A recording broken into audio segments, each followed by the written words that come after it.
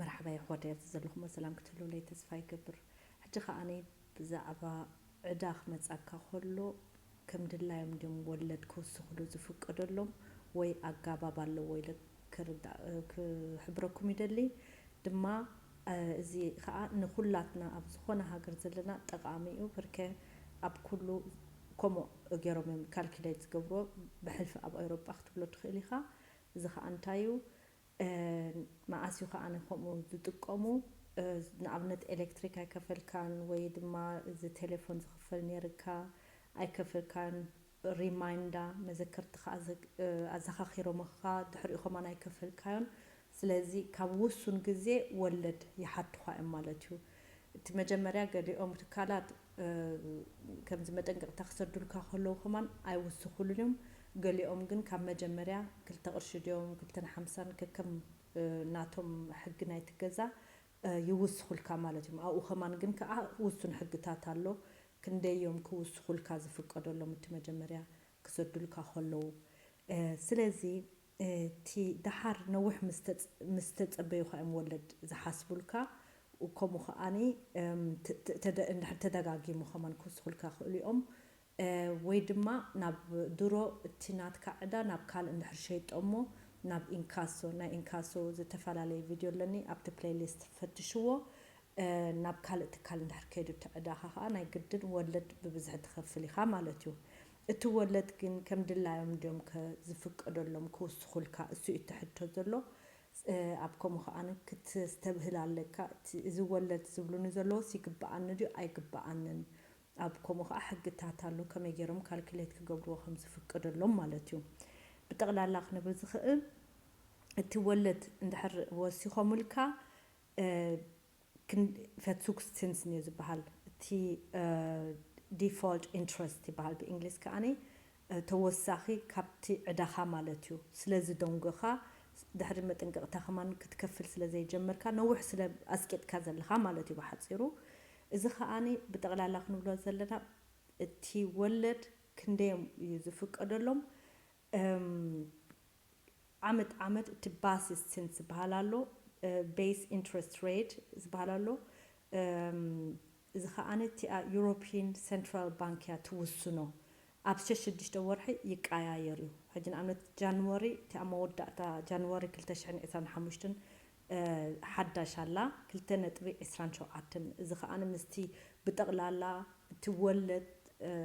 ካብ ባንክ ትወሃቦ ድዩ ንክሬዲት ትጥቀመሉ ድዩ ካብ ኮሚታት ካልኩሌት ዝገብርዎ ማለት እዩ ባሲስ ሲንስ ማለት እዩ እዚ ከዓ እንታዩ 2.27 ያ ዘላ ኣብዚ እዋን እዚ ፕላስ 5 ካብ 100 ይፍቀደልካ እዩ እዚ ከዓ ኩሉ ሙሉ 7.27 እዩ ዘሎ ኣብዚ እዋን እዚ እንድሕር ዕዳ ኣለካ ዘይከፈልካዮ መጠንቀቕታ መሰደድኩልካ ከማን 7.27 ካብ 100 ሕጂ ይፍቀደሎም እዩ ወይ ድማ እዚ ከዓ ፕራይቬት እንድሕር ኮንካ ትካል እንድሕር ኮንካ ከዓ ትሽዓተ ካብ 100 ልዕሊ ትባሲስ ሲንስ ይፍቀደሎም እዩ ኩሉ ሙሉ ትካል እንድሕር ኮንካ 11.27 ካብ 100 ማለት እዩ ደረጃ 12 ካብ 100 ትካል እንድሕር ኮንካ ትካል ናብ ትካል ማለት እዩ እቲ ካልእ ከዓኒ ውልቃዊ ሰብ ፕራይቬት ረሽቱን እዚ ሓሳብ እንድሕር ኣለካ ናይ ቴሌፎን ናይ ኤሌክትሪክ ናይ ገዛኻ እንድሕር ኮይኑ ከም ውልቅ ሰብ ኢኻ ትቁፀር ማለት እዩ ትካል እንድሕር ኣለካ ግን ሬስቶራንት ኣለካ ከም ትካል ኢኻ ትቁፀር ወይ እንዳ መሻጥ እንድሕር ኣለካ ዝያዳ ወለድ ኢኻ ትኸፍል እቲ ናትካ እንድሕር ዘይከፈልካዮም ማለት እዩ ኣብኡ ከዓ ፍልልይ ኣሎ ስለዚ እዚ ከዓ ከም ዝበልኩኹም ቀንዲ ካብ ዩሮፒያን ሴንትራል ባንክ ዝውሰን ሽዑ ግን እቲአን ሃገራት ከዓንን ከም በዓል ዶይቸ ቡንደስባንክ ዓመት ወይ ኣብ ፍርቂ ዓመት ሊስታ ኣሎ ማለት እዩ ኣብቲ ቡንደስ አንሳይጋ ዝበሃል ኣብኡ ክትፍትሽዎ ትኽእሉ ኢኹም ኩሉ ግዜ ናይ ዓመት እዩ ናይ ቅድሚ ዓመት ከማን ክትሪእዎ ትኽእሉ ኢኹም ናይ ዝሓለፈታት ዓመት ከማን ክትሪእዎ ትኽእሉ ኢኹም ማለት እዩ እዚ ክንብል ከለና ኣገዳሲ ማኣስዩ እስኻ ከማን ንኣብነት እንድሕር ገንዘብ ዝምለስ ኣለካ እሳቶም ግን ኣብ ግዜኦም ዘይመለሱልካ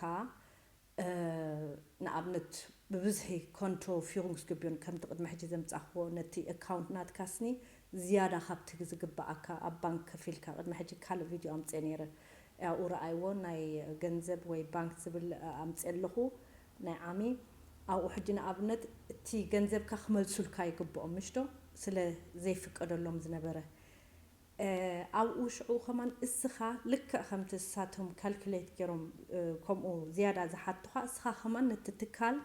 ዝያዳ ክትሓቱ ትኽእል ኢኻ ተረዲእኹምኒ ዝያዳ ምስ ሓተትካዮ ከዓኒ ክስታዩ ፀብፂቦም ባዕሎም ክሰዱልካ ኣለዉ ማለት እዩ ተረዲእኹምኒ ስለዚ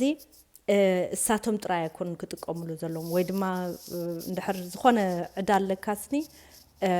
ንዓኻ ይፍቀደሎም ወይ እስኻ ኸማን ነቲ ትካል ከምኡ ክትሓቱ ትኽእል ኢኻ ከም ፕራይቬት ሰብ ማለት እዩ ስለዚ ወይ ድማ ኣገዳሲ ዝኾነ ከዓ ገሊኦም ትካላት ዝያዳ ክሓቱኻ ይፍትኑ ካብ ዚአን ፕራይቬት እንድሕር ኮንካ 7.27 ከምኡ እንድሕር ዝተብሂልካ ፈሊጥካ ዝሕጊ ከዓ ክትቃወሞ ትኽእል ኢኻ ማለት እዩ